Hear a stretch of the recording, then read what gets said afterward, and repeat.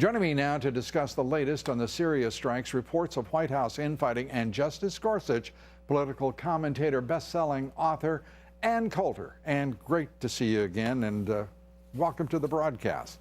Let's start with let's start with Syria. Your thoughts on the strike yesterday? H.R. McMaster making it very clear that he thought it was a special moment in American military history. No, I think we have to get rid of all these generals. I feel like I'm watching Dr. Strangelove with these guys. It's like what Sidney Hook said, to a man with a nail, all the world is a hammer. Were any of them paying attention to the Trump campaign? I like what Trump said during the campaign, which is it would be insane to go in and come out against Assad. He's the one fighting ISIS and al-Qaeda. We always go into these things. We get nothing out of it. We spend trillions of dollars. Americans die.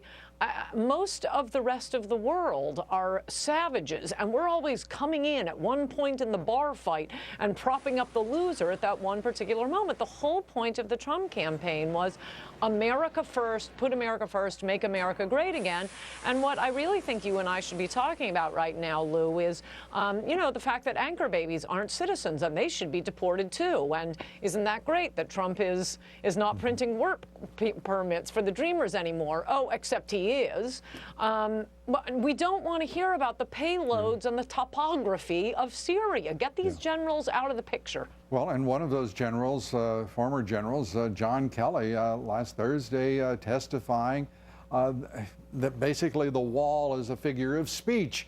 And he created great ambiguity about whether or not the wall was actually going to be built and its avowed purpose honored by the man who was chosen by the president to lead Homeland Security. No, I did not know we had elected Jeb Bush president. Yeah, it was one of those moments. Yes. Well, look, I'm sympathetic to President Trump's idea that he wants to have General George Patton working for him, but someone needs to tell him Patton could not be made a general today.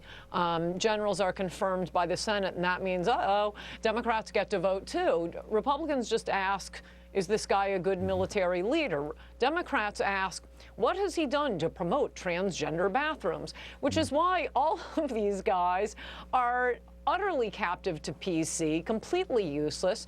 I remember after the Fort Hood shooting, what was that general's name who said, well, as much of a tragedy as Fort Hood was, the greater tragedy would be if diversity became a casualty. That's what our generals are like. I mean, if you want somebody from the military, get a corporal. But no generals, they should be gone.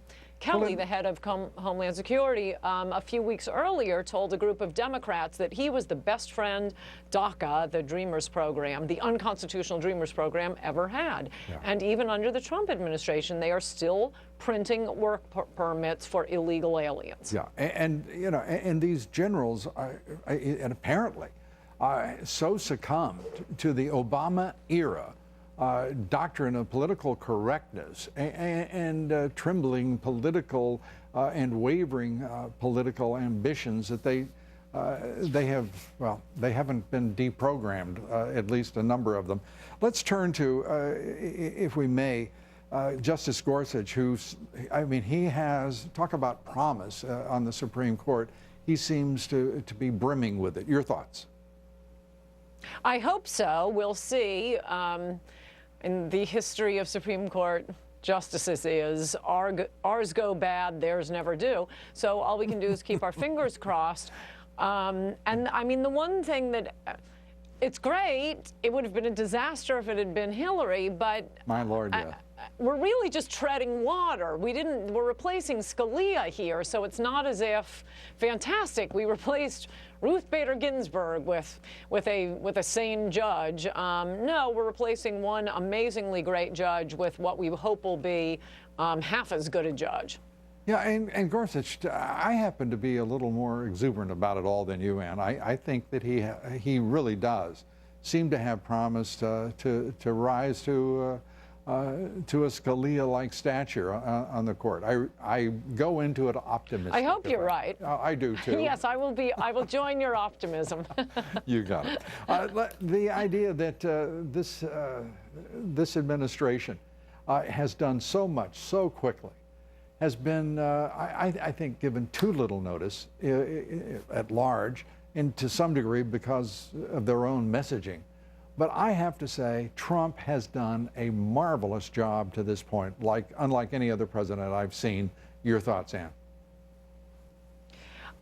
Yes, I mean, when I wrote Adios America about immigration, I thought the country had about a 10% chance. On November 8th, with the election of Donald Trump, it went up to 90%. But there's a lot to get done. I mean, that's why I, at least, was particularly disturbed by the Syria bombing, because it's the same thing over and over again. These politicians give us the rhetoric. They know what the people want.